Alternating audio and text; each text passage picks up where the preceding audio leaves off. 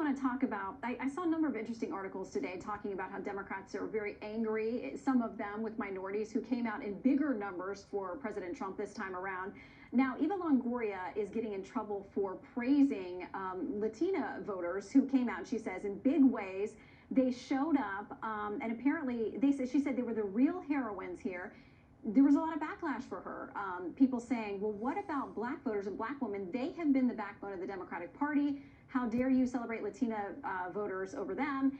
She said, listen, my message got lost. What I meant to say was, you are the backbone of the party. We're doing great. But listen, we all support each other. Harmeet, I don't think that you can say anything correctly these days. I feel like even on the left, and she has been a diehard supporter of the left and of Democrats. Now she's in trouble. Well, first of all, in California, we would have taken her to task for assuming the gender of those voters. I mean, you can never assume anybody's gender anymore, so Latina is kind of an old-fashioned concept as well. But you're absolutely right. The left tends to eat its own, and they form into these factions, and it's really hard to keep the rules straight, even for about leftists like Eva Longoria. So I think you're going to see more of that if Democrats are able to successfully flex their power. But looking at the numbers right now, it's looking like they're going to be pretty cabined in by a significant Republican showing in the House. So they're already cooling their jets a little bit on some of their extreme agenda. They're not going to be able to pack the courts. They're not going to be able to do a lot of the things they wanted, Green New Deal and others. And so, you know, I don't think some of these extreme social positions are going to hold sway either.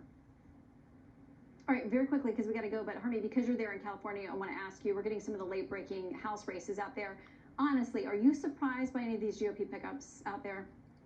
First of all, I'm good friends with all of these people, and go Michelle, go Young. I'm incredibly thrilled. First two Korean Americans, they're both immigrants, and so really excited about that. And no, we're not surprised. We worked very hard for these races, and so we are going to be celebrating. All right, Harmeet, Giano, Kevin, thank you all always for joining us. Thank you. Thank you. Thanks, Shannon. Have a good night. You too. All right, questions tonight over a whistleblower in Pennsylvania allegedly recanting his allegations of mail-in ballot tampering. But has he recanted? New developments tonight, so we're investigating next.